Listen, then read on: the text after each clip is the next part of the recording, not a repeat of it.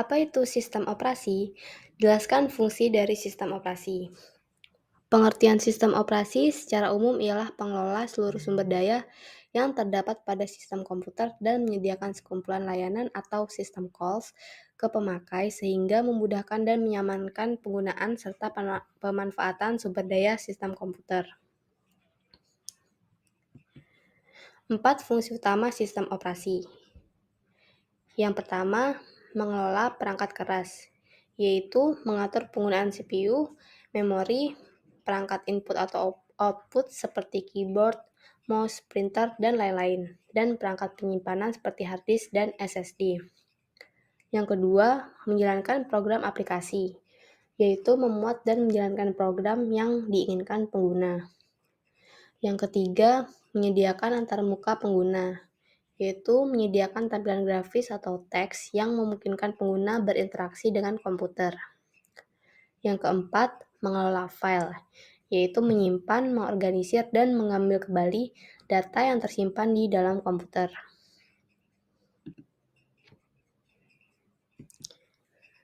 Sebutkan karakteristik dari sistem operasi open source dan closed source. Yang pertama, sistem operasi open source. Kode sumber terbuka, yaitu kode program dapat diakses dan dimodifikasi oleh siapa saja. Yang kedua, gratis dan biasanya dapat digunakan secara gratis tanpa biaya lisensi. Kemudian, komunitas yang aktif, yaitu memiliki komunitas pengguna yang besar dan aktif dalam pengembangan. Contohnya Linux dan Android. Sistem operasi closed source, yaitu kode sumber tertutup.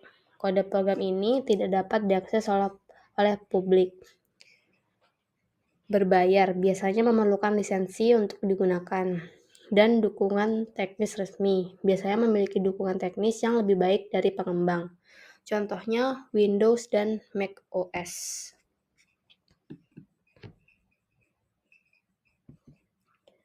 Berikut skema dasar sistem komputer yang terdiri dari monitor, CPU, RAM, storage, motherboard, power supply, dan input devices.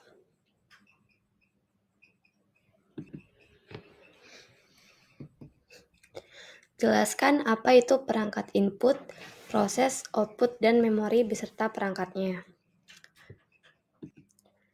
Perangkat input yaitu alat yang digunakan untuk memasukkan data ke dalam komputer. Contohnya ada keyboard, mouse, scanner, dan mikrofon. Kemudian perangkat proses, yaitu bagian komputer yang memproses data. Contohnya CPU. Kemudian perangkat output, yaitu alat yang digunakan untuk menampilkan hasil pemrosesan data. Contohnya monitor, printer, dan speaker. Kemudian memori, yaitu tempat penyimpanan data sementara saat komputer sedang bekerja. Contohnya RAM atau Random Access Memory. Jelaskan langkah menginstal Windows 10 atau Ubuntu 22. Berikut adalah langkah menginstal Windows 10. Yang pertama, siapkan media instalasi. Buat USB bootable atau DVD instalasi Windows 10. Yang kedua, ubah pengaturan BIOS. Atur komputer untuk boot dari media instalasi. Yang ketiga, jalankan installer. Ikuti petunjuk pada layar untuk memulai proses instalasi. Yang keempat, pilih bahasa dan pengaturan.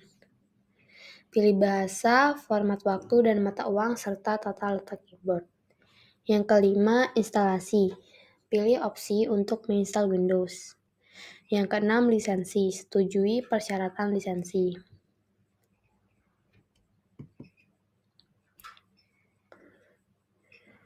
Yang ketujuh, partisi disk. Pilih partisi hard disk tempat Windows akan diinstal. Kedelapan, instalasi Windows. Tunggu hingga proses instalasi selesai. 9. Konfigurasi. Setelah instalasi selesai, konfigurasi pengaturan awal Windows seperti akun pengguna, koneksi internet, dan lainnya.